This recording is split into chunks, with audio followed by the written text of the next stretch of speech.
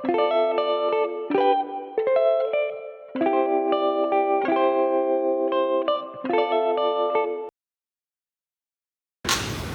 halo Sobat Akademika, bareng lagi bersama kami di Sains Santai Kupas Sains, kupas ilmiah gak harus ribet. Podcast ini ngulik isi jurnal ilmiah biar kamu yang males-males gak perlu mumet baca semua jurnal. Hari ini kita bakal bahas topik yang nyambung banget dengan isu lingkungan dan solusi dari dunia mikroba. Ya, kita akan ngomongin soal bioremediasi. Tapi bukan sekedar bioremediasi biasa. Kita akan membahas sebuah studi yang dilakukan di Medan, Sumatera Utara. Tepatnya sebuah pabrik cincau. Ya, cincau yang kamu tahu, yang kalian makan ketika buka puasa. Suka ya, Pak? Iya, suka. Ternyata yang segar-segar ini pas menghasilkan limbah itu bisa menjadi pencemaran limbah. Nah, pabrik cincau ini menghasilkan limbah organik yang cukup tinggi, terutama dari sisa bahan baku. Limbah ini mengandung banyak senyawa organik seperti protein, lemak, dan karbohidrat. Kalau dibuang sembarangan ke lingkungan, bisa bikin air tercemar dan ekosistem terganggu. Untuk ukur seberapa parah pencemarannya, para peneliti pakai indikator COD. COD itu apa? COD itu Chemical Oxygen Demand. Semakin tinggi COD, maka makin banyak zat organik dalam air. Makin berat juga kerja bakteri alami buat ngurainya. Nah, karena kita lagi bahas bioremediasi, kita tahu ada pencemarannya, maka kita butuh bioremediator. Pada kali ini, penelitian ini melakukan penelitian yang menggunakan bioremediatornya adalah bakteri Pseudomonas.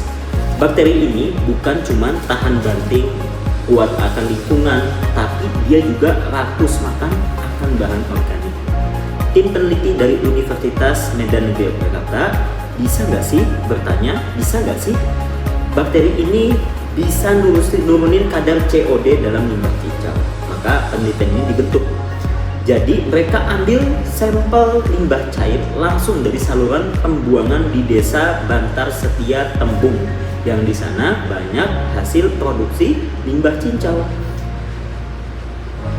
Lalu limbah ini diambil dan dikasih perlakuan selama 14 hari. Perlakuannya apa? Perlakuannya itu dikasih bakteri Pseudomonas dan yang satu lagi enggak. Nah, yang dikasih bakteri Pseudomonas hasilnya hasilnya cukup keren.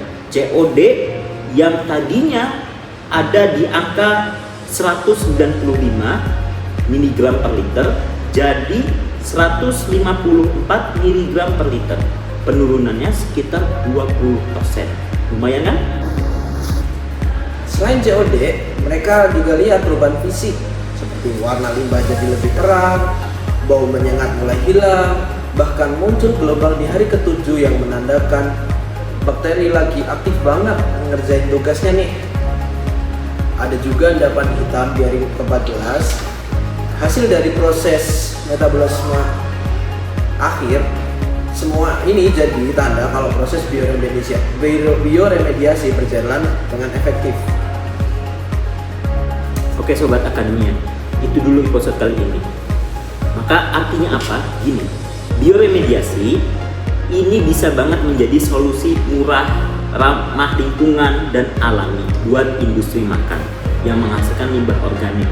Gak perlu kimia mahal, yang kita lakukan cukup ngasih mikroorganisme lokal yang bisa kita optimalkan. Pseudomonas contohnya bisa kita pakai buat menangani limbah organik industri, bukan cuma pabrik cincau, tapi juga industri lainnya seperti tahu, tempe, bahkan limbah rumah tangga. Penelitian ini juga bisa membuktikan bahwasannya sains bukan cuma buat laboratorium saja, tapi buat lingkungan sekitar dan buat menjadi solusi terhadap masalah nyata di sekitar kita. Keren kan?